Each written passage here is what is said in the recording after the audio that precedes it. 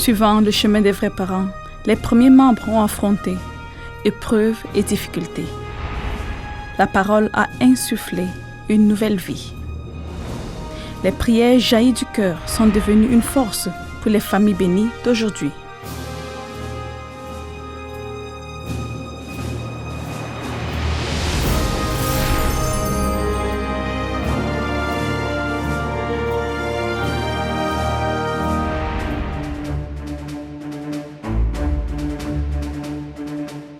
Les héritiers de l'amour et la bénédiction du ciel poursuivent leur chemin à travers la Corée, partageant le cœur lumineux de Hyojong et le Jeongson suprême envers les vrais parents.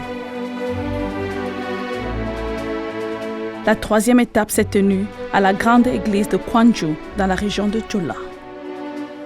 Les membres unissent leur cœur pour préparer ce culte spécial, accomplit la providence d'aujourd'hui et ouvre un avenir meilleur. 자랑스러운 축복 가정으로서 자랑스러운 통일교인으로서 살아갈 수 있는 그런 하나의 동력이 되는 귀한 시간이 되지 않을까라는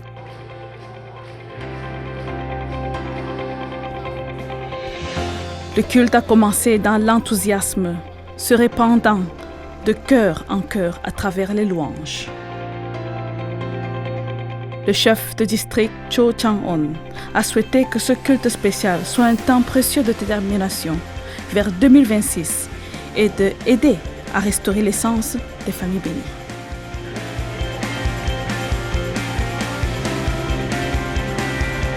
Avec l'équipe de louanges, le missionnaire Moon Shin-eung a parlé d'un avenir plein d'espoir, se dirigeant vers un monde rempli d'une culture de cœur. 온 마음으로 그 자치 힘써 따르라 몸은 비록 자리에서 못 잃지라도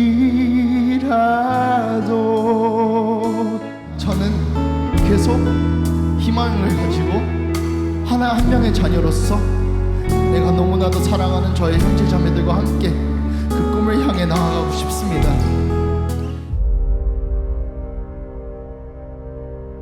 Le missionnaire Moon Shin-chul a relayé les témoignages de nos aînés, rappelant la force et la valeur des familles bénies.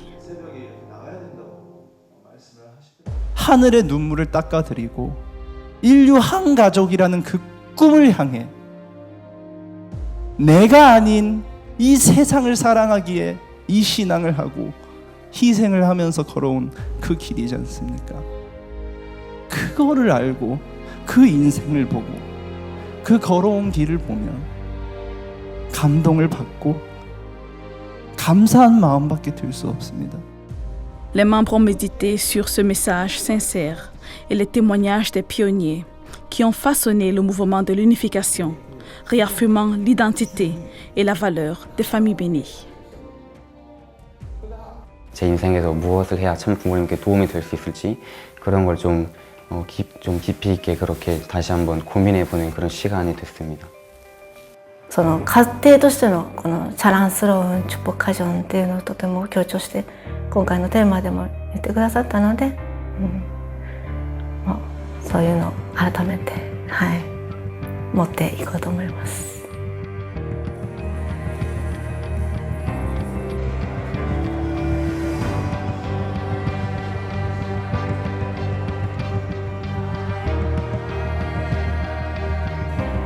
Ce fut un moment fort pour affirmer notre identité en tant que famille bénie qui marche sur la voie des vrais parents et de nos frères et sœurs aînés.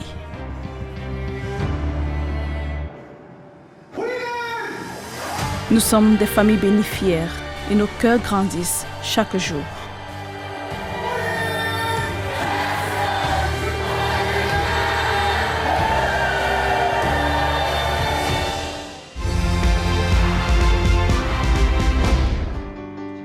Le 4 décembre, le groupe Tongil a organisé une formation spéciale sur la grande épopée du peuple élu Han.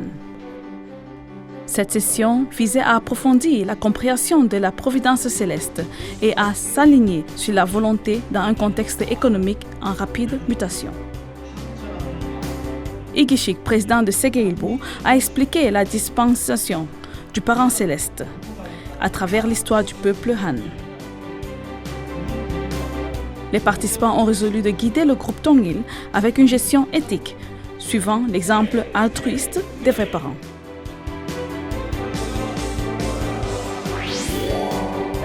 La 4e session du Forum sur la croissance de l'Église 2025 s'est tenue en ligne le 10 décembre. Cette session a présenté des stratégies de croissance à la fois quantitatives et qualitatives, avec des exemples de grandes églises sur chaque continent et des modèles adaptés dans chaque église. Sous le thème Vision universelle et stratégie régionale, le siège de la Mission mondiale entend renforcer la coopération intercontinentale et bâtir des modèles concrets pour une croissance durable. Le 4 décembre, l'Assemblée générale en ligne des TopCon Céleste 2025 a réuni plus de 250 missionnaires de 25 pays.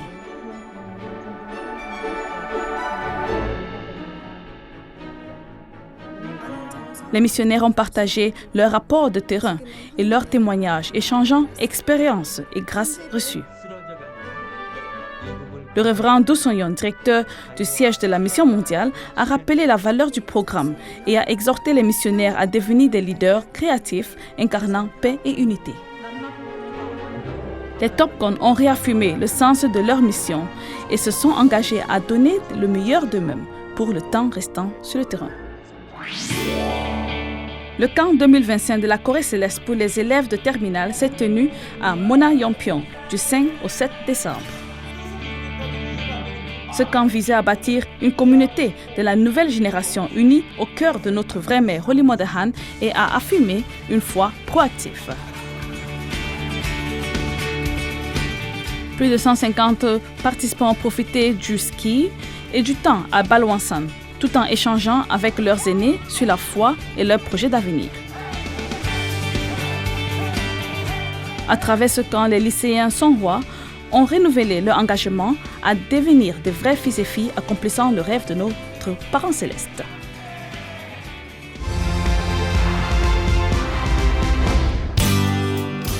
Le 24 novembre, la Fédération des familles d'Hawaï pour la paix et l'unification mondiale a organisé son 22e concert interreligieux d'action de grâce à l'église luthérienne de Kona. Pour favoriser les échanges culturels et le dialogue entre les confessions, des églises de 11 dénominations ont présenté des performances musicales. Près de 200 participants ont réaffirmé l'importance de la liberté religieuse et la nécessité de la solidarité.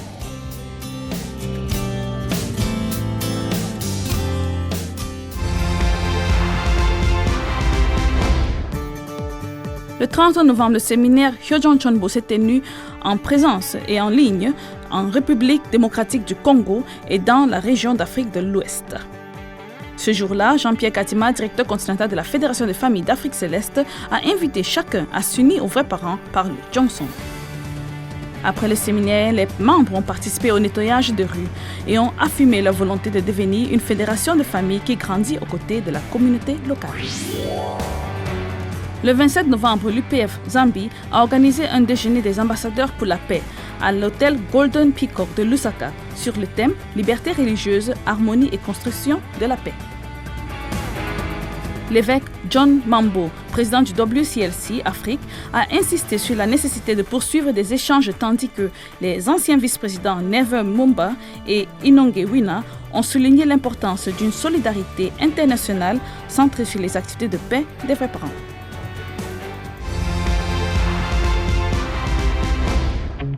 Le siège de l'Amérique centrale et sud céleste a tenu le 30 novembre un culte commémoratif marquant la clôture de sa campagne de 120 jours de témoignages et de bénédictions, commencée en août.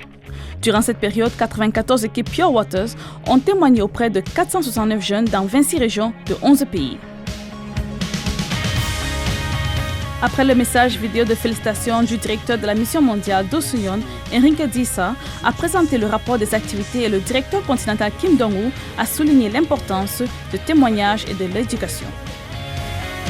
Un workshop de 21 jours pour les nouveaux membres témoignés durant la campagne se tiendra au centre de formation Jardine au Brésil à partir du 15 décembre. Le 30 novembre, un workshop spécial Hyojeon Chombo s'est tenu en République dominicaine à l'église de Saint-Domingue. Les 125 participants ont pris part à divers programmes, dont une prière commune et la cérémonie de transmission de bougies sacrées de l'arbre de toutes choses. Kim Song-nam, directeur de la branche de Jeonsimwon, a exhorté chacun à vivre en harmonie avec le Parent Céleste. Les membres ont partagé le Chanyan et la grâce de cette retraite spéciale, offrant gratitude et gloire au Parent Céleste.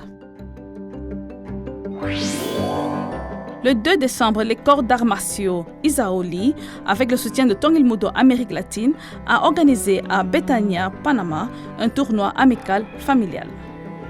L'événement a réuni familles, étudiants, artistes martiaux et représentants, avec une démonstration spéciale de Tong Il-Mudo par le grand maître Gustavo Juliano et le maître Ricardo Martinez du Mexique.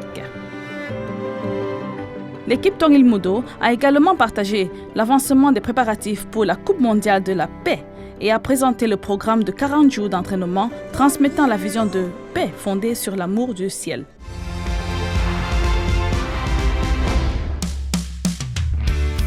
En célébration de son 20e anniversaire, la Fédération pour la paix universelle a organisé une série d'événements à travers l'Europe entre octobre et novembre.